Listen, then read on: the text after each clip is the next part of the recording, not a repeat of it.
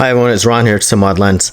Today I'm going to walk you through the installation process and how to convert your Olympus Om Zuiko lenses from its native OM mount to LPL using our new LPL conversion system. You'll notice that we have two lenses here. On the left is one that's already been converted to EF using our Simmod EF conversion kit.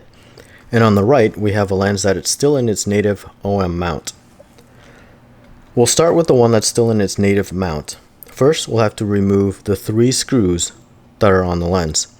It's important to have the proper tools before attempting to remove any of the screws. The tool that we recommend here is a Moody Tools JIS 2.5mm screwdriver.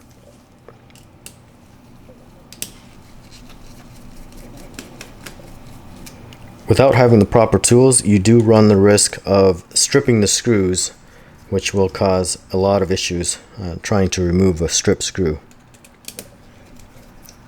Once we remove the 3 screws, you just want to put them aside. It's important to note that you don't want to disturb the mount at all. Never remove the mount, so you just leave it in its place. You don't want to lift it because lifting it may result in declicking or moving something underneath. So just be gentle and take your time and keep it in its correct orientation and position as much as possible. You'll notice that I've aligned the center top of the lens upright so that I know that that is the orientation we want to go with. From there, we'll open the mount kit itself. Once you receive your LPL kit, you'll receive it in a box like so. In the packaging, you'll notice that there are multiple items. Shims, when you need them to adjust infinity. Replacement screws, there's 3 in the bag.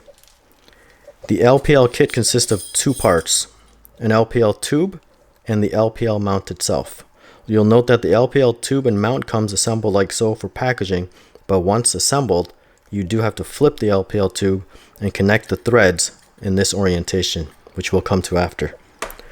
Once we've unpackaged the LPL kit, we'll align the top center logo to the top center of the lens, which we've identified right here. You'll notice that there is a tab right there, and that tab needs to make contact with this tab here on the lens.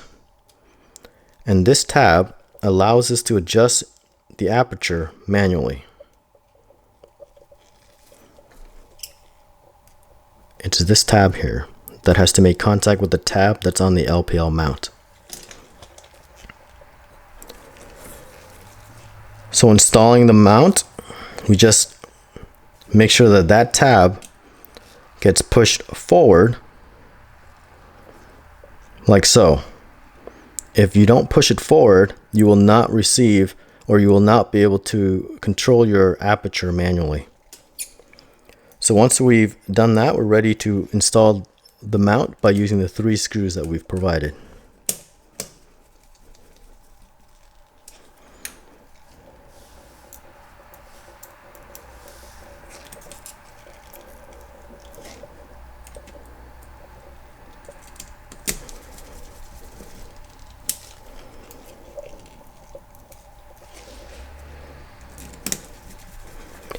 Once the 3 screws are installed, let's just simply check the aperture to make sure you have full aperture control, like so.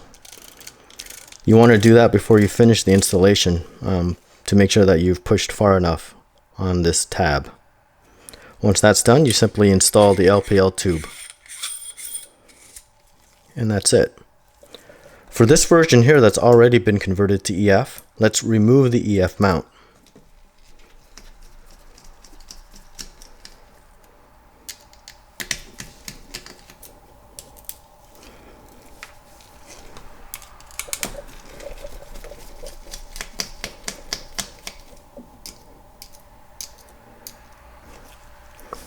This particular lens, the 135, requires a longer screw. So when you identify that in the order, you will receive the correct screw length for this particular lens. It's only the 135 that requires the longer screw. So since this one has already been converted to EF, we're going to reuse the screws. So you basically remove the EF mount and we're going to replace it with an LPL mount. Again, you need to align this tab with the tab that's on the lens, this one here. So the 135 has this tab here, which has to make contact. Again, aligning that tab with the tab on the lens and pushing it forward. And once you push it forward, the holes will align itself. Again, the 135 requires longer screws, which was already on the EF mount, so we'll reuse it for this one. And you basically tighten them down. Again, we recommend a medium strength thread lock so that they do not come loose. Screw in the LPL tube. And there you have it. 2 fully converted Olympus Zuiko lenses to LPL.